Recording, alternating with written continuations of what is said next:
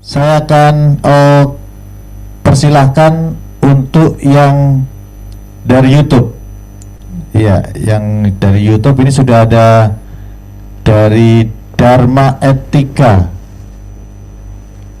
Iya, Dharma Etika Permendagri 114 tahun 2014 juga mengatur perencanaan desa yang berbasiskan pengkajian keadaan desa melalui PRA. Apakah kita hanya menggunakan Permen Desa tahun nomor 21 tahun 2020? Idealnya disinergikan. Nah, ini dari pertanyaan pertama dari Dharma Etika. Saya coba menjawab dari pertanyaan 1, Dharma Etika dari YouTube ini tentang Permendagri yang mengatur perencanaan desa yang berbasis PKD atau PRA ya. Jadi tadi saya sudah sampaikan bahwa SDGs Desa Permendes 21 itu merupakan mandatori dari PP 47 ya, di mana di sana disebutkan bahwa kementerian yang mengatur tentang pembangunan dan pemberdayaan masyarakat desa adalah Menteri Desa. Di sana sudah jelas disebutkan. Maka dari mandatori tadi, Kementerian Desa menyusun satu regulasi yang dinamakan Permendes 21 tahun 2020.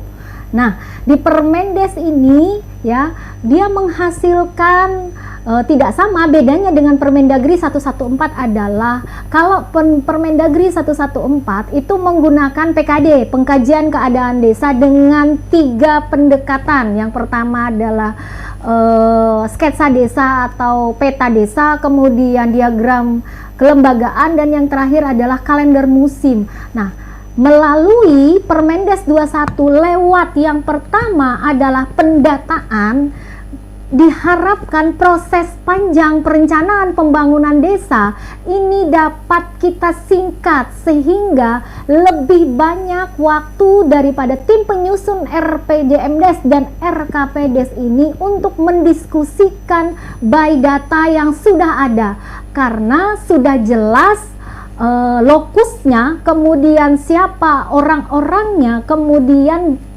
tindakan dan kajian apa yang dihasilkan, pemanfaatnya siapa.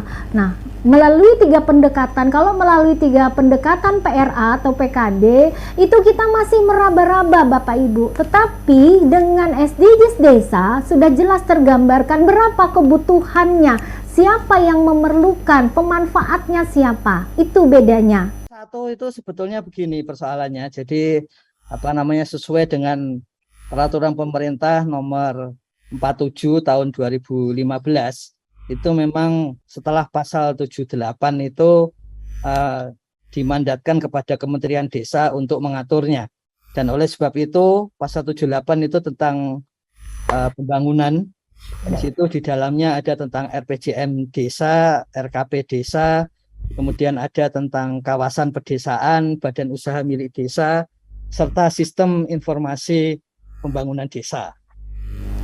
Nah, itu yang bagian mandat untuk Kementerian Desa, yaitu bagian pembangunan. Karena itu disusunlah Peraturan Menteri Desa Nomor 21 Tahun 2020 gitu.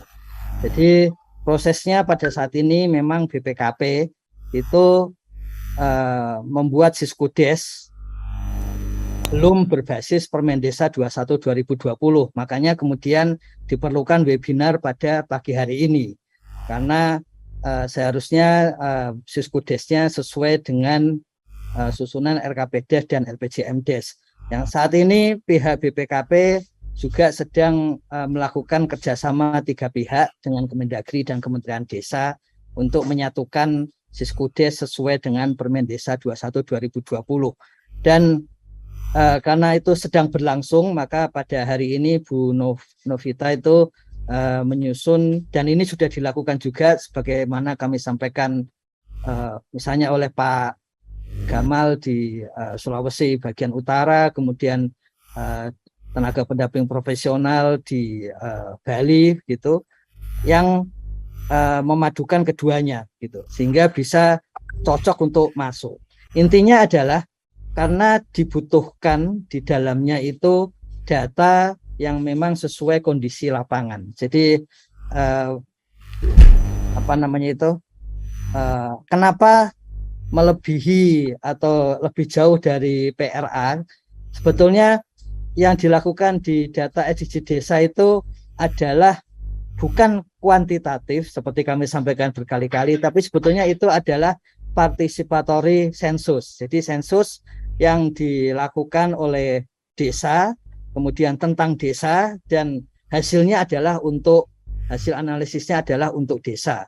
Karena itu dalam beberapa kesempatan dengan misalnya BPS, dengan pihak-pihak akademisi, itu berkali-kali kami sampaikan jangan hanya dilihat hasilnya, tapi bahwa paradigma untuk pengambilan datanya SDGs desa itu adalah paradigma partisipatoris. Jadi memang tidak PRA, tapi participatory sensus. Jadi sebetulnya tetap yang penting ada data, dan itu data participatory sensus itu yang digunakan.